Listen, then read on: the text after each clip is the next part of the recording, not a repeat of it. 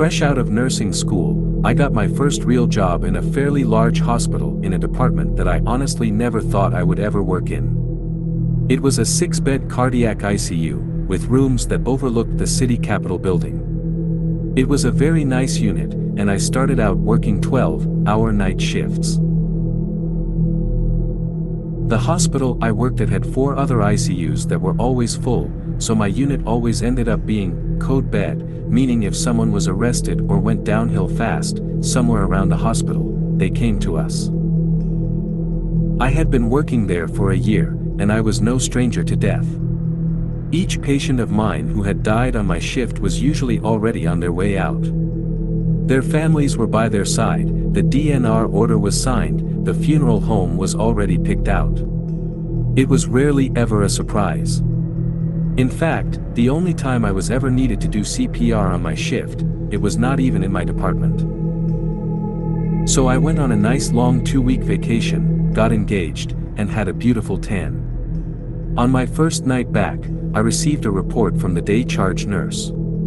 She said she was off for a few days and suggested to remind the next day charge nurse that the priest was coming in the morning to bless room 4. I thought she was kidding at first, but she was serious. Apparently, while I was on vacation, every patient who was admitted to that room had died. But this came as no shock to me.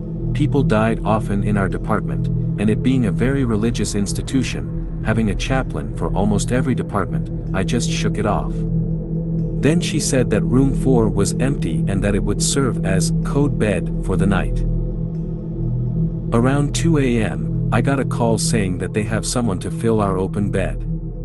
The ICU downstairs was now going to be code bed, so we were getting your run-of-the-mill chest pain, take a look in the morning kind of patient. Nothing to get excited about. We get the patient admitted and all settled in room 4. He was a gentleman about 50 or so years old, very pleasant. His wife was with him and she looked dead on her feet. I got her some warm blankets and took her to our waiting room that had cots so she could get some rest. Around 3:30, I was watching monitors and the cameras in each room. All the patients were fast asleep. The cameras all cycled through about 3 seconds each on one small TV we had on the desk. Room 1 was fine, room 2 was fine, room 3 was fine, room 4, there was someone in there. It cycled too quickly for me to get a good look, and the doors to the unit were locked. Maybe the other nurse let his wife back in. I walked down the hall and glanced inside, there was nobody. I shrugged it off. It was late, I was tired. I was probably just seeing things. I went back to the desk and continued watching the screen. Room 1, room 2, room 3, room 4. I was not imagining anything. There was someone in room 4. The person was standing in the corner by the window, their figure completely draped in shadow. I could not move my body. It cycled through again. This time it was closer to the patient's bed, by maybe 2 or 3 feet. The hairs stood straight up on my neck. The next time it cycled through, it was even closer. It stood in the light coming from the hallway, but despite the light, it was still shrouded in darkness. It cycled through again, and it was right next to the bed. My heart started pounding, and I could barely squeak to the nurse on the other end of the desk. As soon as my words formed and I was able to make some kind of noise to get her attention, the alarm on the monitor went off, signaling that the patient had cardiac arrested. The overhead system came on, a cart is needed in CCU room 4. People poured into the department, doctors, nurses, pharmacists, respiratory therapists. They all rushed into the room, but I couldn't move. It cycled through the rooms again. Room 4 came up, and this time the lights were on and there were 10 to 15 people surrounding the bed, doing CPR and slamming meds into his IV. Someone went to get his wife from the waiting room. But there it was, in the opposite corner again, a dark figure watching this scene play out. Just standing there.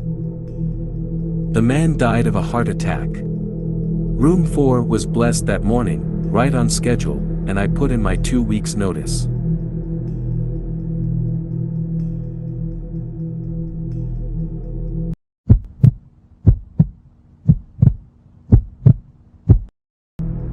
We were driving my friend's really old beat-up Subaru through a massive graveyard. We stopped and walked down a hill and came across a little pond. There was someone sitting on a rock on the other side of the pond. The figure was all black and we couldn't make out any features other than the fact it looked like a man who was wearing some old-style top hat. We stupidly waved and shouted, "Hi." He didn't show any acknowledgement and continued sitting still on the rock. All of a sudden, he jumped to his feet, started running to us on the water and then vanished in thin water about halfway on the pond. My friends and I screamed and ran back to the car.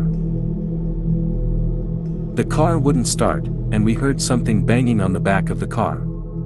It wasn't a constant bang, but every few seconds or so we'd hear it. Nobody was outside from what we could see in the dark, but something was making a noise on the car. I opened my phone and started dialing my mom to come give us a boost, but I had no service. None of us had any cell service. The next 30 minutes were spent trying to get her car started. No banging was heard afterwards, but we felt this heavy pressure around us. Finally, the car started and she hit the pedal to the metal. We sped out of the graveyard so fast. Immediately crossing the gates, all of our phones regained cell service. One thing I know for certain is that someone or something was out there, and it was not an animal or a human.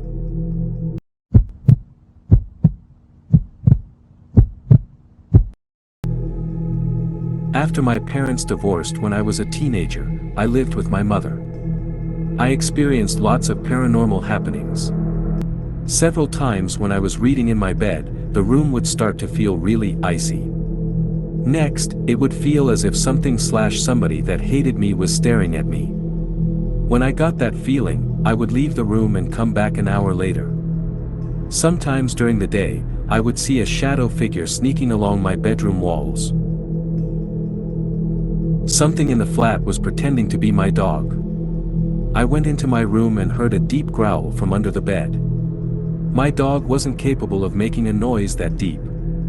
It sounded like either a really big dog or a man doing his best dog impersonation. Other times, my dog would whimper and pace in the room next to mine but wouldn't come when called, as if he was afraid of something in the hallway. When I moved in with my father, the paranormal activity stopped.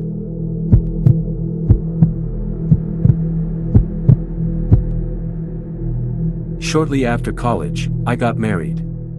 We immediately moved into a basement apartment because that's all that was available within our budget. This place had a poltergeist, and my wife was terrified. Whatever resided there with us made it clear it wanted to live alone. Dishes, glasses, and other items would fly off the shelf. My wife was hit several times. There was always an ominous feeling like we were being watched.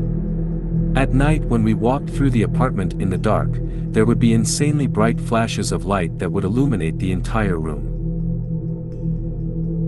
One night while we were going to bed, as soon as my wife and I walked into the bedroom we heard a voice from nowhere say, "My name, move."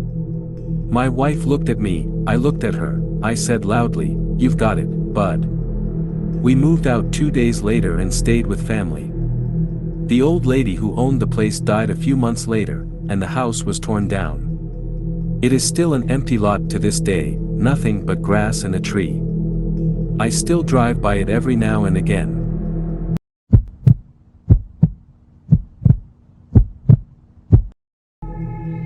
My dad used to work as a corrections officer at a rural prison. He drove the perimeter of the property for his entire shift, where he would check empty buildings for runaway inmates.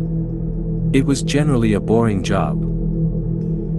One night, my dad was parked on a hill reading a magazine when he started to feel a thumping in his body. He described it as the feeling you get when speakers are playing a song with really heavy bass. He put the magazine down and checked his rearview mirror where he saw someone outside the truck. He grabbed his pistol and jumped out of the truck with his weapon drawn.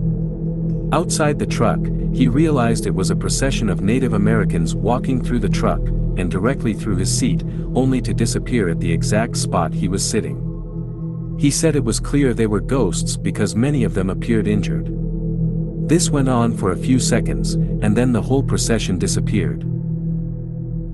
He called the other perimeter guy on his walkie to try to explain, and the other guy almost immediately stopped communicating. Turns out the other guy had seen this happen before but didn't believe in ghosts, so he wouldn't talk about it.